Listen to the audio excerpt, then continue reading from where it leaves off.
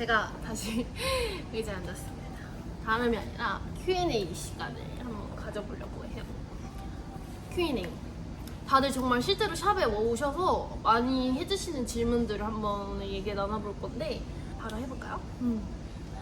일단 첫 번째 질문. 린스, 컨디셔너, 헤어팩, 마스크, 트리트먼트. 이 차이점이 도대체 무엇인가요? 라고 질문을 많이들 해주세요. 자, 혹시 이거에 대해 아시는 분이 계실까요?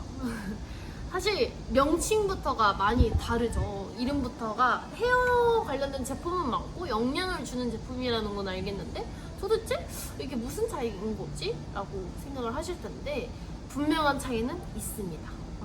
무엇인지 하나씩 설명드릴 건데 자, 순서를 알려드릴게요. 린스, 컨디셔너, 트리트먼트, 헤어팩, 마스크 이 순서라고 생각해 주시면 될 것 같아요. 이게 무슨 순서냐? 바로 영양이 함유하고 있는 함유량이 낮은 순서부터 지금 천천히 말씀을 드렸던 거예요. 린스 컨디셔너 과연 영양이 있을까요 없을까요? 다들 많이들 사용하시고 있는 린스와 컨디셔너는 영양이 아예 없습니다. 놀랍게도 영양이 아예 없어요. 그래서 영양 제품으로 분류하기 조금은 애매한데 다들 데일리로서 사실 쓰시는 거는 린스나 컨디셔너 제품이잖아요. 그 제품 같은 경우 영양이 없고요. 사용하셨을 때 모발에 부드러움이 느껴지잖아요. 그거는 영양으로서 부드러워진 게 아니라 거기 안에 들어있는 실리콘 성분들이 모발 표면을 메우면서 부드러워지는 걸 가지고 내 모발이 케어됐나? 라고 생각하시면 절대 아닙니다. 그거는 어디까지나 일시적이고 모발에 영양인 제품이 아니라 실리콘 성분이기 때문에 모발의 표면에 계속 여러 번 씌워지면서 잔류하게 되면 오히려 영양 성분이 들어갈 수 있는 공간들을 막게 됩니다. 그렇기 때문에 그 제품들은 자주 쓰시지는 않으셨으면 좋겠고 차라리 영양 케어 제품으로 대체를 하셔서 한번 모발 영양 케어를 하시면 좋을 것 같아요. 그거는 어디까지나 정전기? 그냥 가벼운 부드러움 정도라고 생각을 해주시면 될 것 같고 그 다음에 트리트먼트 제품 영양 함유율이 있는데 헤어팩이나 헤어 마스크에 비해서는 영양 함유율이 낮다고 봐주시면 될 것 같아요. 헤어 컨디셔너와 헤어 린스에 비해서는 영양감이 확실하게 있지만 그에 비해서 이제 헤어팩이나 마스크에 비해서는 헤어 트리트먼트는 소량의 함유율이 갖고 있는 영양이다 라고 생각을 하시면 될 것 같아요. 영양이 없지는 않아요. 영양이 없지 않고 영양이 있는데 함유율이 조금 더 적을 뿐이다 라고 해서 조금 더 가볍게 쓸 수 있는 영양 제품이라고 생각하시면 되고 그 다음에 헤어팩이나 마스크 제품 말 그대로 엠블같이 농축되어 있다 생각하시면 돼요. 그렇기 때문에 소량만 쓰셔도 충분히 영양 케어를 보실 수 있고 내가 조금 특별하게 데미지 케어를 좀 하고 싶다 하셨을 때 그때 헤어팩이나 마스크 제품을 사용해 주시면 될 것 같습니다. 그래서 저는 개인적으로 모발은 대부분 사실 많이들 건조하시거든요. 그렇기 때문에 트리트먼트 제품이나 헤어팩, 마스크 제품을 이제 건너 써주시면 좋을 것 같아요. 저 같은 경우에는 지금 이렇게 쓰고 있습니다. 시세이도 제품의 트리트먼트 제품이랑 시세이도 분들 마스크 제품 또는 모발 로레알 제품의 모피탈딕스 마스크 제품 항상 트리트먼트는 이렇게 항상 구비해놓고 있고 린스, 컨디셔너 안 씁니다. 컨디셔너 안 쓰고 트리트먼트만 사용하되 가끔씩 스페셜 케어로 마스크 제품을 한다고 봐주시면 됩니다. 두 번째 질문 넘어갑니다. 그러면 모발 영양 케어 제품은 이제 알겠는데 케어 방법을 어떻게 해야 하는 거죠? 라는 질문을 남겨주셨어요. 이것도 되게 중요한 거죠. 하긴 뭐 제품만 있다고 해서 케어가 되는 건 아니니까 어떻게 사용해야 되는지를 정확하게 하우투를 아셔야 되는데 항상 클렌징을 먼저 해주시고 나서 영양을 들어가셔야 되거든요. 그래서 샴푸로 깨끗하게 클렌징 작업을 해주시고 그 다음에 트리트먼트 영양 제품 바르기 전에 할 게 있어요.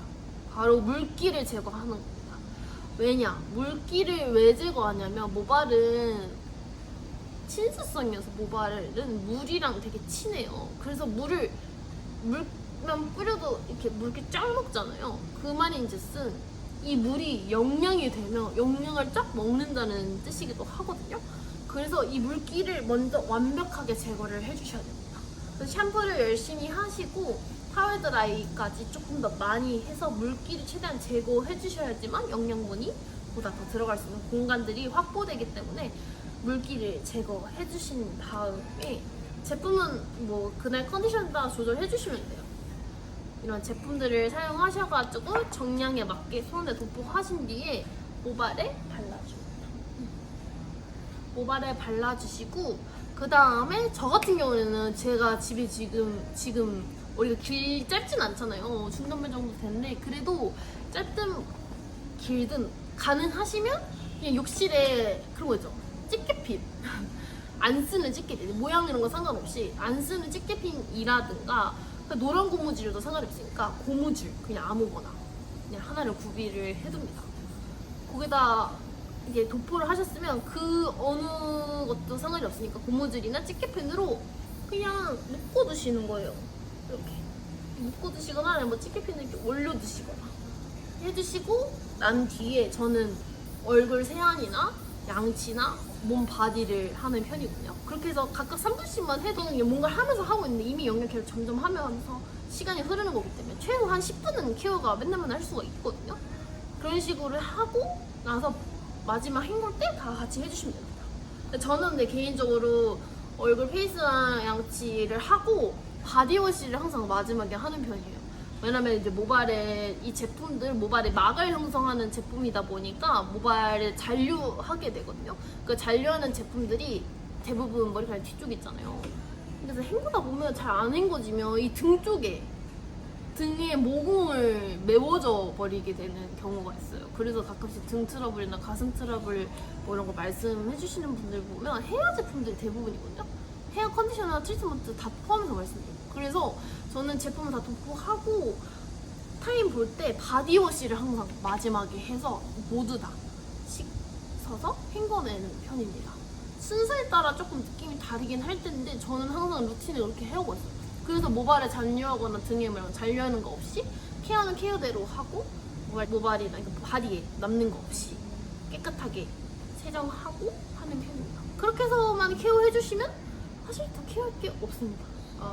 시간을 사실 오래 보면 볼수록 좋기는 한데 사실 이것도 사실 데일리로서는 너무 충분하거든요. 이것만 해도 괜찮습니다. 근데 이거조차도 맨날 안 하는 거는 모발을 맨날 계속 손상만 입고 있기 때문에 이것만 해주셔도 충분할 것 같아요. 그래서 항상 모발 쪽에 도포를 하시고 고무줄이나 집게핀으로 고정을 하시고 그 다음에 나머지 하신 다음에 바디를 마지막으로 해서 남은 잔여물까지 다 헹궈내 주시는 거예요. 그렇게까지 해주시면 될 거예요. 그리고 마지막 질문 세 번째 바로 물 온도입니다. 또 질문을 해주시는 게 물 온도는 도대체 어떤 온도를 쓰는 게 맞는 걸까요? 라고 질문을 많이 해주세요. 과연 답이 뭘까요? 아직 혹시 뜨거운 물로 헹구고 있거나 지지고 있거나 그러진 않으실까요? 네, 맞아요. 온도는 뜨거운 물은 절대 안 됩니다. 뜨거운 물은 절대 안 돼요. 뜨거운 물이 왜 안 되냐? 혹시 지금 얼굴에 뜨거운 물로 하시는 분 있으신가요? 없죠. 네, 아마 없을 거예요. 얼굴에 화상이 입으니까. 그 화상이란 게 뭐예요? 피부로 따졌을 때는 손상이죠. 손상이자 진물이 나게 되고 이런 거다 보니까 말 그대로 그냥 진짜 손상이에요. 손상. 근데 이제 또 모발 같은 경우에는 여긴 촉각 신경들이 없잖아요. 그래서 뜨거운 물을 사실 이게 지금 당장 해도 뜨거운 줄을 몰라요. 두피까지 오기 전까지는. 그래서 다들 아무렇지 않게 뜨거운 물 했던 거를 그대로 머리에 이어서 쓰시곤 하는데 정말 이 얇은 이 머리카락 한 가닥이 이 뜨거운 물 전체에서 녹지 않은 게 정말 다행이지 않을까라는 생각이 드는데 정말 데미지가 큽니다. 뜨거운 물. 왜냐 얼굴 피부에도 저희가 뜨거운 물 안 하는 이유가 모공이 늘어나고 넓어지고 그리고 건조해지고 하는 이유에서 우리가 뜨거운 물을 얼굴에 특히나 더 안 쓰시잖아요. 몸은 조금 한국인 특성상 사우나 이런 거 많이 하니까 한다 쳐도 특히나 얼굴만큼은 뜨거운 물로 하는 경우가 없죠. 왜냐 모공이 늘어나고 건조해지고 하기 때문에 절대 안 쓰는데 사실 똑같아요. 모발도 뜨거운 걸 못 느낄 뿐이지 뜨거운 물이 닿으면 닿을수록 모발 표면에 닫혀놨던 내워놨던 영양 성분이 다 들춰지고 열어지면서 안에 있던 영양 성분들도 다시 나오게 되고, 그 다음에 모발 표면이 다 일어나게 되다 보니까 전체적으로 부스스해지고, 그리고 뜨거운 물도 닿으니까 건조해지고, 이런 악순환이 반복이 되는 거거든요. 그래서 지금 사실 영양케어 제품을 막 설명 열심히 드리긴 했는데, 이거 사용하실 때 다 뜨거운 물로 하신다? 시간 할애하시고 다 하셨을 때 의미가 없습니다. 그래서 항상 온도는 어떻게 하셔야 되냐, 피부랑 비슷한 온도인 미지근한 온도로 해주셔야 되는 게 맞습니다. 미지근한 온도로 꼭 해주셔야 되는 게, 피부랑 비슷한 온도다 보니까 더 세정이 잘 되잖아요. 똑같아요. 두피나 모발도 비슷한 온도 계열로 해줘야지만 클렌징이 더 잘 되고, 모발 안에 흡수도 잘 될 수 있게끔 기를 만들어 주기도 하고요. 세정도 잘 될 수 있게 해주는 역할을 합니다. 그렇기 때문에 온도는 뜨거운 물이 아닌 미지근한 물. 그리고 또 찬물은 또 안 됩니다. 뭐가 많죠? 네. 찬물은 안 돼요. 찬물은 또 너무 세정이 안 돼요. 왜냐면 모발 같은 경우에는 제품도 많이 뿌리고 제품도 많이 쓰지만 인체에서 나오는 유분감이 막을 또 형성하는데, 그 기름기라고 해야 되겠죠? 그 유분 같은 경우에는 찬물로는 씻어 나가지 않습니다. 그렇기 때문에 뜨거운 물은 아니고 찬물은 아니고 미지근한 물로, 미온수로 헹굼 해주시고 관리를 해주시는 게 제일 큰 정답입니다. 그래서 이 두 개만 잘 지키시면 돼요. 물 온도와 전체적인 온도, 뭐 드라이기도 그렇고 아이롱 온도 뭐 이런 거라는 거, 온도 관련된 거는 최대한 적게 아니면 조금 미지근하게 해주시는 게 좋으시고, 두 번째 영양 케어, 가장 영양 케어 계속 해주시는 거, 이 두 가지만 지키셔도 모발 영양 케어는 진짜 할 게 없어요.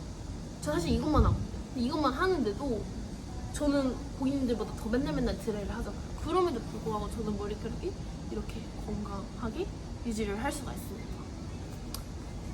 이 질문들이 혹시 도움이 되셨을지 모르겠지만 많은 도움이 되셨길 바라며, 그동안 혹시 또 궁금한 거 있으시면 댓글 남겨주시거나 아니면 저한테 매장으로 오셔서 질문 남겨주시면 제가 답변 드리도록 하겠습니다.